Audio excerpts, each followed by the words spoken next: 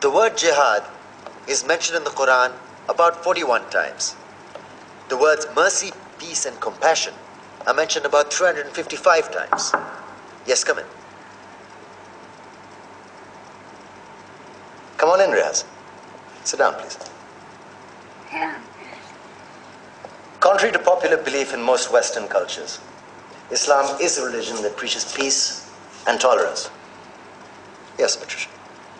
If Islam truly is a religion that preaches peace, then how come the world's most troubled spots, the West Bank, Afghanistan, Pakistan, Iraq, they're all plagued with Islamic terrorism? Well, that depends on your definition of terrorism. Some might argue that the U.S. invasions of countries like Iraq and Afghanistan are also acts of terrorism. No, those were acts of war to get rid of despotic regimes. Or a means of getting at a country's oil. Conspiracy theories.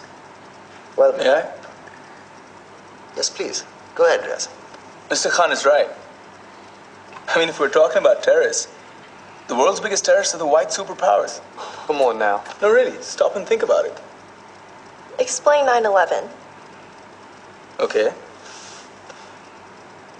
Do you know how many people died in the Twin Towers strike? Around 3,000. And do you have any idea how many people died in the bombing of Afghanistan? Take a wild guess.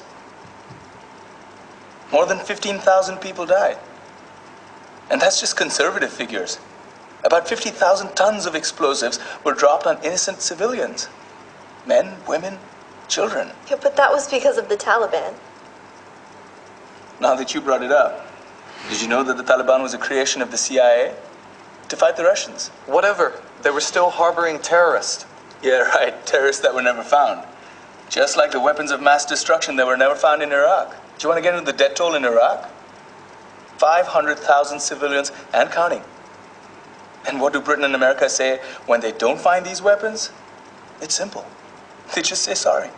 And still refuse to relinquish control of these countries. What are you trying to say? What I'm trying to say is that just because you're American, wear a fancy suit, and call yourself the president, doesn't make you any less of a terrorist. I'm saying that if you don't stop meddling in other people's countries, you will face a backlash. If Muslims like you feel that way, then why don't you get out of our country? We will. As soon as you promise to leave ours.